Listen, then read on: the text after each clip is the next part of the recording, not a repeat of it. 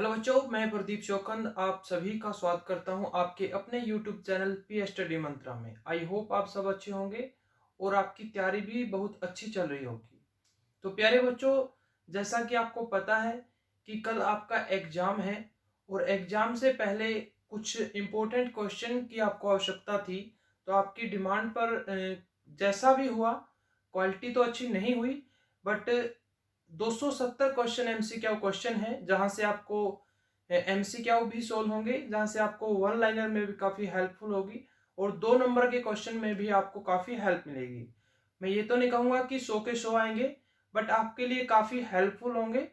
और इसके अलावा जो आपका 9वां चैप्टर था जिसका नाम था लोक निगम, उसकी हम 3 क्लासेज कर चुके हैं, जिसमें सबसे पहले हमने लोक निगम का अर्थ, उनकी परिभाषाएं और उनके प्रकार के बारे में बात की।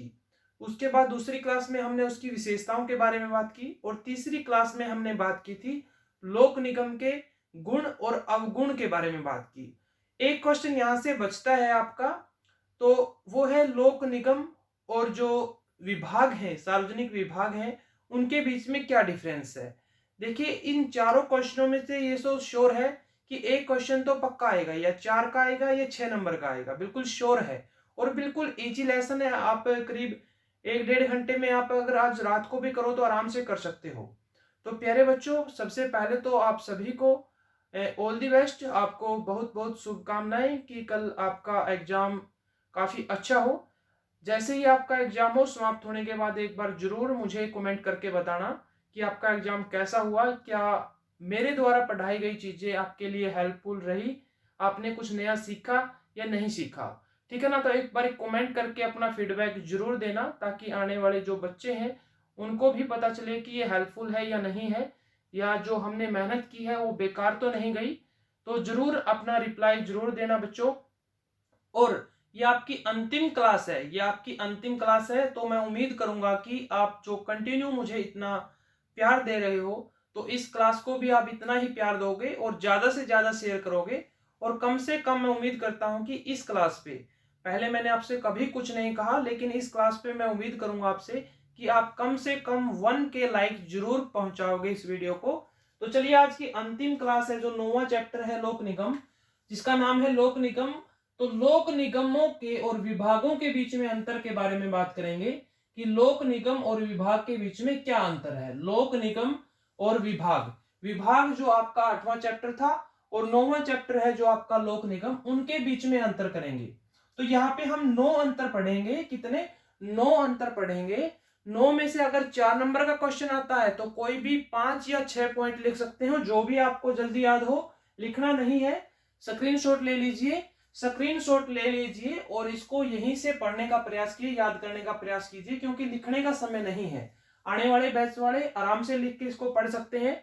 तो लोक निगम और लोक विभाग में 4 या 5 पॉइंट लिख सकते हैं। अगर 6 नंबर का आता है तो मैं यही कहूंगा कि आप 9 के 9 पॉइंट नहीं तो 8 पॉइंट जरूर लिख के आए। और जो बातें मैंने लिखवाई है सिर्फ यही बातें लिखे, यही बातें, यहां से आपका कोई नंबर कट नहीं होगा, ये इतना श्योर है। देखिए, पहला पॉइंट है स्थापना के आधार पर, यानी कि लोक निगम की स्थापना कैसे होती है और विभागों की स्थापना कैसे होती है, दोनों में अंतर है। कैसा अंतर है? लोक निगम की स्थापना कैसे होती है, यहां से 3-4 क्वेश्चन बने थे, सारे के सारे क्वेश्चन मैंने आपको बताए थे कि लोक निगम की स्थापना का कारण है औद्योगिक क्रांति। लोक निगम की स्थापना का कारण है औद्योगिक क्रांति। सबसे पहले कहां पर? इंग्लैंड में इसकी स्थापना हुई, यानी कि इंग्लैंड, लोक निगम किसकी देन है? इंग्लैंड की देन है। वास्तविक प्रारूप में इसकी स्थापना सबसे पहले कब हुई, यह भी मैंने आपको बताया था। और इसके साथ साथ में इसकी स्थापना कैसे होती है? संसद या राज्य के विधानमंडल के द्वारा एक विशेष कानून पारित करके इसकी स्थापना की जाती है। देखिए, लोक निगम की स्थापना विधानमंडल, यहां विधानमंडल का मतलब राज्य के संसद से है, राज्य की विधान पालिका से है, द्वारा, या आप संसद भी लिख सकते हो या विधान पालिका भी लिख सकते हो, द्वारा पास किए गए किसी विशेष कानून, यानी एक विशेष ध्येय को ध्यान में रखते हुए, विशेष लक्ष्य को ध्यान में रखते हुए इसकी स्थापना की जाती है। तो विशेष कानून के द्वारा इसकी स्थापना की जाती है। जबकि जबकि विभाग होता है, जो विभाग होता है, विभाग की स्थापना सरकार के द्वारा, किसके द्वारा? सरकार के द्वारा अपने प्रशासनीय आदेशों के द्वारा की जाती है। यानी कि लोक निगम की स्थापना विधायिका के द्वारा विशेष कानून पास करके, और विभाग यानी कि जो पॉलिटिकल डिपार्टमेंट होते हैं, जैसे कि अभी बीजेपी की सरकार है या पहले किसी बीजेपी की थी, उससे पहले कांग्रेस की सरकार थी। जैसे ही किसी भी स्टेट में कोई सरकार बनती है या सेंटर में कोई सरकार बनती है, तो वो अपने क्या बना लेते हैं, डिपार्टमेंट यानी कि विभाग, जैसे वित्त मंत्रालय, शिक्षा मंत्रालय, परिवहन मंत्रालय, उद्योग मंत्रालय। तो ऐसे विभागों की स्थापना किसके द्वारा हुई, सरकार के द्वारा हुई। किसके द्वारा स्थापना की गई, सरकार के द्वारा की गई। ठीक है, तो एक डिफरेंस है स्थापना पर। लोक निगम की स्थापना विधानमंडल के द्वारा विशेष कानून पारित करके, और विभाग की स्थापना सरकार के द्वारा। किसके द्वारा, सरकार के द्वारा। दूसरा जो अंतर है इनके अध्यक्षों के आधार पर, किनके, जो निगम का अध्यक्ष होता है और जो विभागों का अध्यक्ष होता है, उनमें डिफरेंस क्या होता है। जो विभाग का मुखिया होता है, किसका, विभाग का मुखिया होता है, वो मंत्री होता है। कौन होता है, मंत्री होता है। यानी राज्य स्तर पर या केंद्र स्तर पर क्या बोलेंगे, उसको मंत्री बोलेंगे। ठीक है ना। तो मुखिया मंत्री होता है, जो कि एक राजनीतिक व्यक्ति होता है। जैसे कि राज्य में अगर हम वर्तमान में बात करें तो वित्त मंत्री कौन है राज्य स्तर पर, हरियाणा का वित्त मंत्री कौन है, तो मनोहर लाल खट्टर जी है, जो सीएम भी है। तो मनोहर लाल मंत्री जी हैं, जो वित्त मंत्रालय यानी वित्त विभाग है, जो उसके मुखिया है, यानी कौन है, वो मंत्री हैं। कैसे व्यक्ति हैं, राजनीतिक व्यक्ति हैं। कैसे व्यक्ति हैं, राजनीतिक व्यक्ति हैं, यानी कि अस्थायी कार्यपालिका है। जबकि निगम का जो नेतृत्व करता है वो निदेशक मंडल करता है। कौन करता है, निदेशक मंडल करता है। यानी कि लोक निगम के दिन प्रतिदिन के कार्य का संचालन कौन करता है, निदेशक मंडल, जिसके सदस्य है संबंधित क्षेत्र के, जिस क्षेत्र से संबंधित जो लोक निगम है, जैसे एलआईसी है, बीमा से संबंधित है, या कोई और उद्योग है, आयरन स्टील है, वो इस्पात से संबंधित है, कृषि है, वो जो कृषि से संबंधित है, विद्युत से संबंधित है। तो संबंधित क्षेत्र के विशेषज्ञ होते हैं, यानी कि स्पेशलिस्ट होते हैं, उनको उस डिपार्टमेंट की नॉलेज होती है। लेकिन ये मंत्री होते हैं, वो जिस विभाग के मंत्री बनते हैं, अध्यक्ष बनते हैं, उनके विशेषज्ञ नहीं होते। यानी जरूरी नहीं है कि शिक्षा मंत्री को शिक्षा से संबंधित सभी ज्ञान हो, बिल्कुल भी जरूरी नहीं है। ठीक है, तो एक हो गया अध्यक्ष के आधार पर, विभाग का मुखिया मंत्री और निगम का मुखिया होता है जो निदेशक मंडल। तीसरा अंतर है दैनिक प्रशासन के आधार पर, दैनिक प्रशासन का संचालन। तो निगमों का दैनिक प्रशासन करता है निदेशक मंडल और इनका करता है मंत्री। देखो विभाग का दिन प्रतिदिन का प्रशासन मंत्री चलाता है, क्योंकि अध्यक्ष यही होता है जो कि नीति संबंधी निर्णय, या कि कोई भी पॉलिसी, कोई भी नीति बनानी है, उसका निर्णय लेता है। और निगम की बात करें तो निगम के जो दिन प्रतिदिन यानी कि नीति संबंधी फैसले सरकार लेती है। अगर नीति से संबंधी, अगर लोक निगम की नीति बनानी है तो वो बनाएगी सरकार, लेकिन जो दैनिक प्रशासन है वो कौन संभालेगा, निदेशक मंडल संभालेगा। कल मैंने गुण अवगुण में भी आपको ये बात समझाई थी कि निगम के दिन प्रतिदिन के कार्य संभालेगा निदेशक मंडल, और जो योग्यता के आधार पर चुने जाएंगे, और नीति संबंधी फैसले करेगा निगम की सरकार। लेकिन विभाग के जो कार्य है वो कौन संभालेगा, उसका मंत्री संभालेगा। यानी कि शिक्षा मंत्री शिक्षा मंत्रालय शिक्षा विभाग के फैसले लेगा, वित्त मंत्री वित्त विभाग के फैसले लेगा। उसके बाद चौथा जो अंतर है लेखा प्रशिक्षण यानी कि लेखा जोखा, अकाउंटेंट का काम कौन करेगा। तो सरकारी जो विभाग होते हैं उनका लेखा परीक्षण सरकारी लेखा द्वारा, जैसे कि कैग नियंत्रक है, महालेखा परीक्षक के द्वारा किया जाता है। जबकि निगमों का जो अकाउंटेंट का काम होता है, लेखा परीक्षक का काम होता है, वो व्यापारिक, यानी कि मैंने बताया था ना, लोक निगम की प्रकृति कैसी होती है, व्यापारिक होती है। व्यापारिक लेखा परीक्षकों के द्वारा किया जाता है। किसके द्वारा, व्यापारिक लेखा परीक्षकों के द्वारा किया जाता है। लेकिन सरकारी विभागों का लेखा परीक्षक सरकारी लेखा के द्वारा किया जाता है। ठीक है, चौथा अंतर है कर्मचारियों की नियुक्ति यानी विभागों में और निगमों में कर्मचारियों की नियुक्ति। निगम की अगर बात करें तो निगम के कर्मचारियों की नियुक्ति योग्यता के आधार पर होती है। किसके आधार पर, योग्यता, उनकी कार्य कुशलता के आधार पर होती है। निगम में योग्य और कार्यकुशल व्यक्तियों की नियुक्ति होती है, आधार पर पदोन्नत किए जाते हैं, यानी कि प्रमोट किए जाते हैं। जबकि सरकारी विभागों में, जो विभाग की अगर बात करें तो विभागों में वरिष्ठता के आधार पर यानी कि सीनियरिटी के आधार पर उनको लागू किया जाता है, नियुक्त किया जाता है। यानी कि वित्त मंत्री किसी जो पार्टी से बहुत पहले से जुड़ा हुआ है उसको उसका मंत्री बना देंगे। लेकिन निगमों में क्या है, योग्यता और कार्य कुशलता के आधार पर, यानी कर्मचारियों की नियुक्ति में अंतर हो गया। छठा जो अंतर है, राजनीतिक दबाव। क्या है? राजनीतिक दबाव। देखो, विभागों की अपेक्षा निगम पर, किस पर? निगम पर राजनीतिक दबाव भी कम होता है। निगमों पर कम होता है क्योंकि ये विशेष कानून के द्वारा पारित किए जाते हैं, बनाए जाते हैं। और जो निगम होते हैं वो कार्यपालिका के प्रति उत्तरदायी नहीं होते। बनाया किसने है? संसद ने बनाया है। तो उत्तरदायी भी किसके प्रति है? संसद के प्रति है।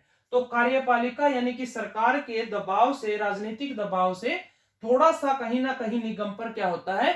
कम होता है। विभागों पर ज्यादा होता है क्योंकि विभाग में जो मंत्री होते हैं वो सामूहिक रूप से अपने लोकसभा या विधानसभा के प्रति जिम्मेदार होते हैं और व्यक्तिगत रूप से पीएम या सीएम के प्रति उत्तरदायी होते हैं। तो वहां पर दबाव ज्यादा है, निगमों पर दबाव कम है। उसके बाद बात करें स्वतंत्रता की। देखो, स्वतंत्रता के आधार पर यदि दोनों को परखा जाए, निगम और विभाग को, तो जो विभाग हैं, जो सरकारी विभाग हैं, उनकी अपेक्षा जो निगम है स्वतंत्रता पूर्वक कार्य करता है। यानी कि निगम ज्यादा स्वतंत्र है, विभाग नहीं। विभाग शासन का अंग है, शासन का अंग है, पूरी तरह शासन के नियंत्रण में काम करता है, यानी अपनी पार्टी, अपनी सरकार, अपने देश के नियंत्रण में काम करता है। जबकि जो निगम है, निगम को यदि विभाग के नियंत्रण की पूरी तरह रखा जाए, विभाग के नियंत्रण में रखा जाए निगम को, तो वह वाणिज्यिक यानी कि व्यापारिक क्षेत्र में सफलतापूर्वक कार्य नहीं किया कर पाएगा। यानी कि अगर निगम को स्वतंत्रता कम दी जाए तो जिस व्यापारिक उद्देश्य के लिए उसकी नियुक्ति, उसकी स्थापना की गई है, उस उद्देश्य को प्राप्त वो नहीं कर पाएगा। तो ये अंतर था स्वतंत्रता में।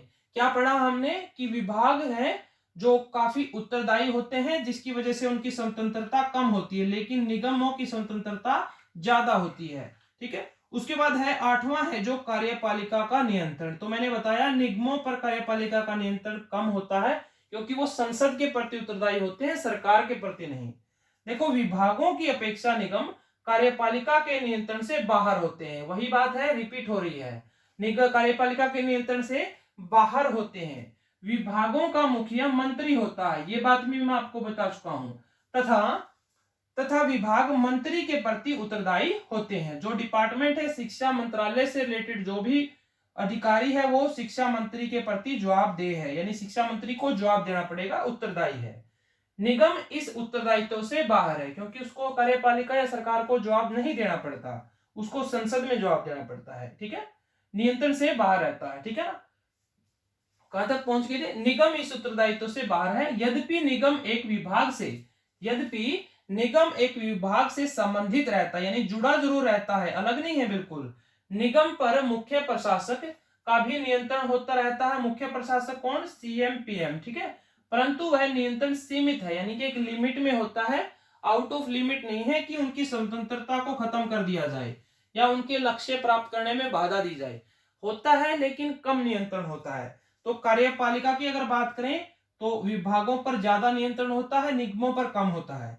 सीमित उत्तरदायित्व की अगर बात करें कि लोक निगम के क्या उत्तरदायित्व हैं, विभाग के क्या उत्तरदायित्व हैं, तो देखो, संसदात्मक शासन प्रणाली। भारत में कैसी प्रणाली है? संसदात्मक शासन प्रणाली है।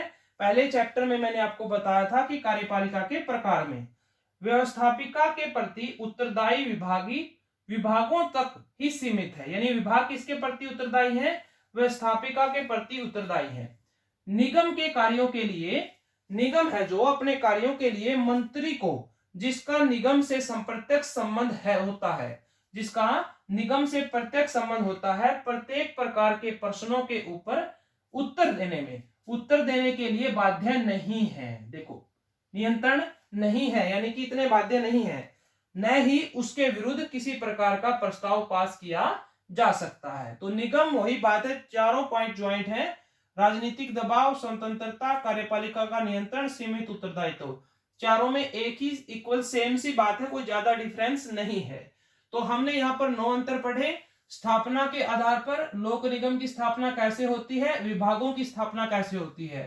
अध्यक्षों के आधार पर, यानी कि जो विभाग हैं उनके अध्यक्ष होते हैं, मंत्री होते हैं, और उनके दिन प्रतिदिन के कार्य हैं जो निगम के निदेशक मंडल देखता है। दैनिक प्रशासन में भी वही बात थी। दैनिक प्रशासन में विभागों का प्रशासन मंत्री देखता है, जबकि जबकि निगमों का प्रशासन है जो निदेशक मंडल देखता है। लेखा परीक्षक, इसमें जो विभाग है उनका लेखा परीक्षक सरकारी लेखा करता है, नियंत्रक महालेखा। निगमों का जो निरीक्षक परीक्षक है, लेखा परीक्षक, व्यापारिक लेखा परीक्षक करता है। कर्मचारियों की नियुक्ति की अगर बात करें तो निगमों के जो कर्मचारी हैं उनकी नियुक्ति योग्यता के आधार पर होती है, जबकि विभागों की नियुक्ति, विभागों के जो मंत्री हैं वो विशेषज्ञ नहीं होते, योग्यता के आधार पर नहीं होती, जो चुनाव में जीतते हैं उन्हीं को बनाते हैं, या वरिष्ठता के आधार पर जो सीनियर है उनकी पार्टी के। राजनीतिक दबाव निगमों पर कम है, विभागों पर ज्यादा है, क्योंकि ये उत्तरदायी है। स्वतंत्रता निगमों के पास ज्यादा है, विभागों के पास कम है। कार्यपालिका का नियंत्रण निगमों पर कम है, विभागों पर ज्यादा है। और सीमित जो उत्तरदायित्व है निगमों का कम है, विभागों का ज्यादा है। तो ये था आपका लास्ट क्वेश्चन निगम के चैप्टर से। चार क्लासेस और आपका पूरा का पूरा निगम का जो आपको डिफिकल्ट लग रहा था वो लेसन कंप्लीट करवा दिया है। तो प्यारे बच्चों, अगर क्लास पसंद आई हो तो लाइक जरूर करना है, क्योंकि बड़ी आसान भाषा में मैंने आपको समझाया है। और पूरी की पूरी जितनी भी 60 से या 65 क्लास है लगभग, जिसमें पूरा सिलेबस हो गया, सारी की सारी मैंने एक एक बात आपको बारीकी से समझाने का प्रयास किया है। चाहे आप किसी स्कूल से पढ़ रहे हो या घर बैठ कर पढ़ रहे हो, पहली बार पब्लिक एड पढ़ रहे हो, या आप पहले से ही पढ़ रहे हो, तो आपको सभी के लिए हेल्पफुल होगी ये। मेरे ख्याल से सभी को आपको पसंद आई होगी। और अगर आपको क्लास पसंद आई है तो लाइक जरूर करें, शेयर ज्यादा से ज्यादा करें, और उसके साथ साथ अगर अभी तक सब्सक्राइब नहीं किया तो सब्सक्राइब जरूर कर लें। और जैसे ही आपका एग्जाम खत्म हो तो एक बार फीडबैक जरूर देना है कि आपका एग्जाम कैसा रहा, आपकी जो क्लास लगाई है वो आपके लिए कितनी हेल्पफुल रही। तो आप सभी को एक बार फिर ऑल द बेस्ट। ओके बच्चों, thank you, have a nice day, take care.